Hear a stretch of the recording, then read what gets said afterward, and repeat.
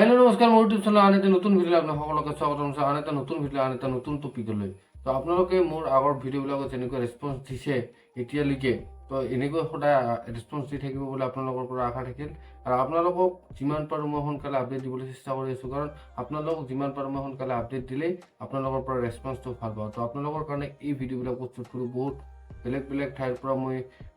খবৰবিলাক লৈ কিনে আপোনালোকৰ কাৰণে ভিডিঅ'বিলাক প্ৰস্তুত কৰোঁ তো আজি ঠিক তেনেদৰে আপোনালোকৰ কাৰণে আজিৰ দিনটোৰ 5টা ভাল খবৰ আপোনালোকৰ কাৰণে লৈ আহিছোঁ 5টা শিৰোনামটো আপোনালোকে মোৰ ভিডিঅ' শেষলৈকে চাই থাকিব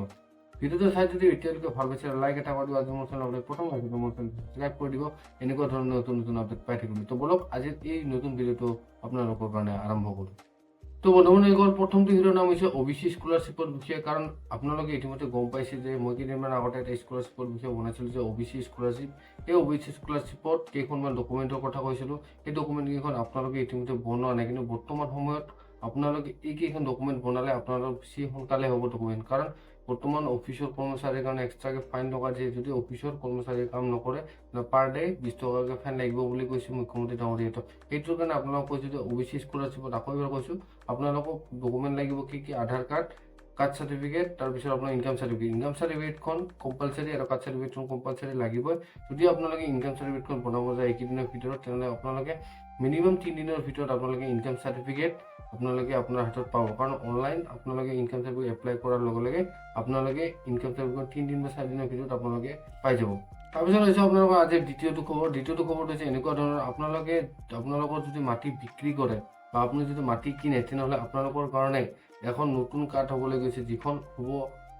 ভূ আধাৰ বুলি হ'ব যিখন আপোনাৰ ভূমি মানে ভূ আধাৰ হৈছে ভূমি যিটো আপোনাৰ মাটি আছে মাটিৰ গোটেই ডিটেইলছখিনি এই আধাৰ কাৰ্ডখনত থাকিব আপোনালোকে যদি কেতিয়াবা কিনিব বা বিক্ৰী কৰিব খোজে তেনেহ'লে এই ভূ আধাৰখনৰ জৰিয়তে আপোনালোকে মাটি কিনা বেচা কৰিব পাৰিব এই ভূ আধাৰখনৰ আপোনালোকক মই বৈশিষ্ট্যটো কৈ দি আছোঁ যদি আপোনাৰ মাটি আছে আৰু আপুনি এই ভূ আধাৰখন বনাই আপোনাৰ মাটিৰ যিখিনি ডিটেইলছ দিয়া আছে সেইমতে তেনেহ'লে আপোনাৰ মাটি কোনেও হস্তান্তৰ কৰিব নোৱাৰে বা কোনেও 2 নম্বৰী কৰি কিনে তেওঁৰ নামত নামজাৰি কৰিব নোৱাৰিব বা যিকোনো ক্ষেত্ৰত আপোনাৰ মাটিৰ কাগজ ইউজ কৰিব নোৱাৰিব কাৰণ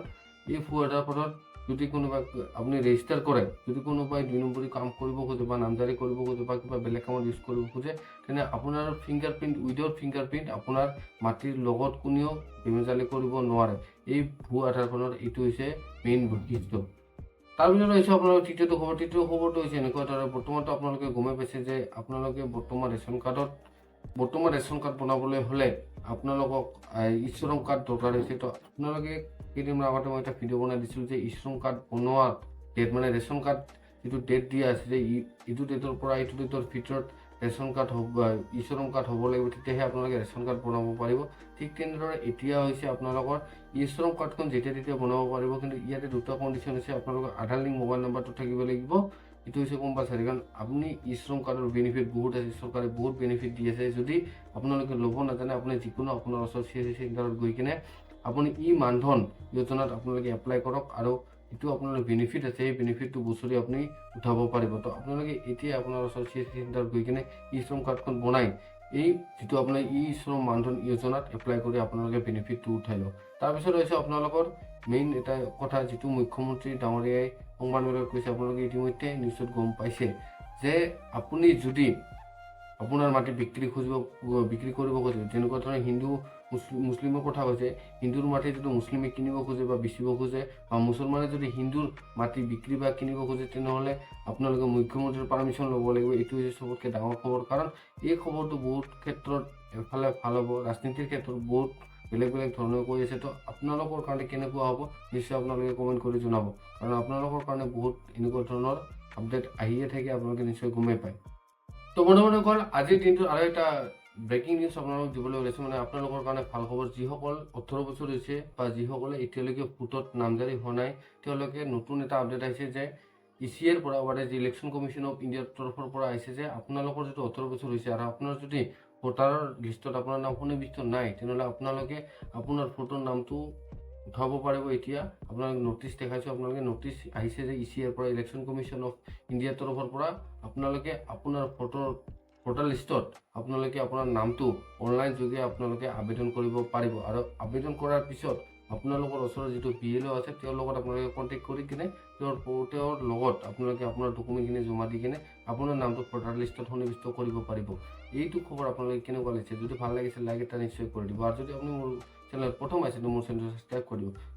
তো বন্ধুসকল, আৰু এটা আপোনালোকক সতৰ্কবাণী দিছে APDCL ফালৰ পৰা, যিটো APDCLে সতৰ্কবাণী দিছে আপোনালোকে নিশ্চয় এতিয়ালৈকে গম পাইছে। আপোনালোকৰ বহুতৰে মাজত এনেকুৱা হৈছেও, আপোনালোকৰ লগৰ কাৰোবাৰ নহয় কাৰোবাৰ মাজত এনেকুৱা ঘটনা ঘটিছে যে আপোনাৰ বৰ্তমান আমাৰ অসমত স্মাৰ্ট মিটাৰ সকলোৰে আছে, আৰু স্মাৰ্ট মিটাৰ ক্ষেত্ৰত বহুতৰে এনেকুৱা ঘটিছে যে কোনোবাই ফোন কৰি কয় যে আপোনাৰ বিলটো দিয়া নাই, বিলটো নিদিয়াৰ কাৰণে আপোনাৰ এনেকুৱা পৰিস্থিতি হ'ব বা জেললৈ যাব বা আপোনাৰ কেছ ফাইল হ'ব। তো সেইটো লৈ আপোনালোকে ভয় নাখাব, কাৰণ আপোনাৰ তাতে মেছেজ বা ফোনো আহিব পাৰে, কিন্তু আপুনি সেইবিলাক মেছেজ বা ফোনক ইমান গুৰুত্ব নিদিব, কাৰণ APDCLে ডাইৰেক্ট নিজে নটিফিকেশ্যন দি কৈছে যে APDCLে কেতিয়াও কোনো কাষ্টমাৰক তেওঁলোকে ফোন কৰি কিনে বা মেছেজ দি কিনে আপোনালোকক ডাইৰেক্ট নকয় যে আপোনালোকৰ এনেকুৱা বাকী আছে। এইটো বৰ্তমান স্মাৰ্ট মিটাৰৰ ক্ষেত্ৰত এনেকুৱা এটা কথা যিটো আপোনাৰ নিজৰ ওপৰত ডিপেণ্ড কৰে। আপুনি বিল দিবনে নিদিয়ে সেইটো আপোনাৰ নিজস্ব, আপুনি দিয়ে নিদিয়ে সেইটো আপোনালোকৰ কথা। APDCLে নিজে কেতিয়াও নকয় যে আপুনি এনেকুৱা কৰক, বিলটো দিয়ক বা নিদিয়ক, বা এনেকুৱা নিদিলে এনেকুৱা হ'ব। এই কথা কেতিয়াও APDCLে নকয়। তো এইটোও সতৰ্কবাণী APDCLৰ ফালৰ পৰা আহিছে। আৰু যদি কোনোবাই স্কেম কৰিব খোজে তেওঁলোকক আপোনালোকে ডাইৰেক্ট আপোনালোকে না কৰি দিব, কাৰণ এইটো এটা স্কেম হয়, স্কেম চলি আছে, যাৰ কাৰণে APDCL এটা নটিফিকেশ্যন দিবলৈ বাধ্য হৈছে। তো